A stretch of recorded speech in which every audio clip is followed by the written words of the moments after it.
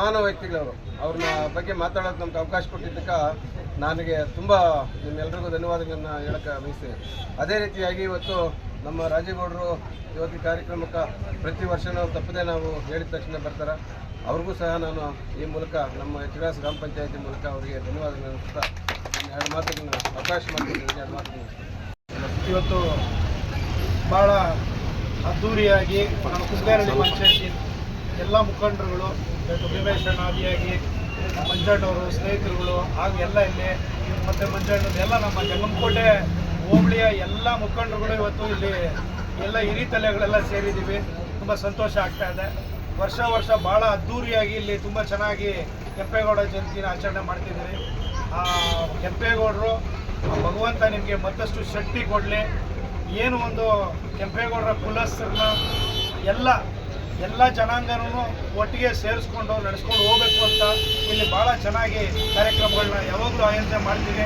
ನಿಮಗೆ ಆ ಭಗವಂತ ಶಕ್ತಿ ಕೊಡಲಿ ಅಂತ ಹೇಳ್ತಾ ಕೆಂಪೇಗೌಡರ ಬಗ್ಗೆ ಒಂದೆರಡು ಮಾತು ಹೇಳೋಕ್ಕೆ ಇಷ್ಟಪಡ್ತೀನಿ. ಅದೇ ರೀತಿ ಇವತ್ತು ನಮ್ಮ ಕೆಂಪೇಗೌಡರ ಕುಲದ ಒಂದು ಕುಡಿ ಇವತ್ತು ನಮ್ಮ ರಾಜ್ಯದ ಮುಖ್ಯಮಂತ್ರಿಗಳಾಗಿದ್ದಾರೆ. ನಮ್ಮೆಲ್ರಿಗೂ ಇವತ್ತು ಸಂತೋಷಕರವಾದ ವಿಚಾರ.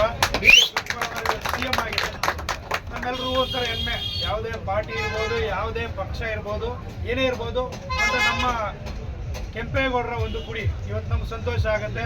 ಏನು ಹಿಂದೆ ಬೆಂಗಳೂರಿನ ನಗರವನ್ನು ಕೆಂಪೇಗೌಡರು ನಿರ್ಮಾಣ ಮಾಡಿದ್ರು, ಯಾವ ರೀತಿ ಅಭಿವೃದ್ಧಿಗೊಳಿಸಿದ್ರು, ಅದೇ ರೀತಿ ಇವತ್ತು ನಮ್ಮ DK ಶಿವಕುಮಾರಣ್ಣವರು ಕೂಡ ಇಡೀ ನಮ್ಮ ರಾಜ್ಯದಾದ್ಯಂತ ಅಭಿವೃದ್ಧಿ ಕಾರ್ಯಗಳನ್ನ ಖಂಡಿತವಾಗೂ ಮಾಡ್ತಾರೆ ಅನ್ನೋ ಒಂದು ಮಾತನ್ನ ಹೇಳಕ್ಕೆ ಇಷ್ಟಪಡ್ತೀನಿ. ಇವತ್ತು ನಮ್ಗೊಂಥರ ಏನಾಗಿತ್ತು ಅಂತಂದರೆ ಎಲ್ಲ ಇದರಲ್ಲೂ ಕೂಡ ಜಯಂತಿಗಳು ಯಾವುದೇ ಒಂದು ಜನಾಂಗ ಅಂತ ಬಂದಾಗ ಒಂದು ಒಗ್ಗಟ್ಟು ಅದು ಎಲ್ಲ ಕಡೆ ಕಂಡುಬರ್ತಿತ್ತು. ಈಗ ನಮ್ಮ ಒಂದು ಮುಖ್ಯಮಂತ್ರಿಗಳು CM ಆದ ನಂತರ ಎಲ್ಲ ಪಕ್ಷದವರು ಕೂಡ ಇಲ್ಲಪ್ಪ ನಮ್ಮ ಕುಲಬಾಂಧವರು CM ಆಗಿದ್ದಾರೆ ಅಂತ ಎಲ್ಲರ ಬಾಯಲ್ಲೂ ಕೂಡ ಬರ್ತಾ ಇದೆ. ಹಾಗಾಗಿ ಇವತ್ತು ಬೆಂಗಳೂರು ಕಟ್ಟಬೇಕಾದ್ರೆ ಕೆಂಪೇಗೌಡರು ಬಹಳ ಶ್ರಮ ಪಟ್ಟರು.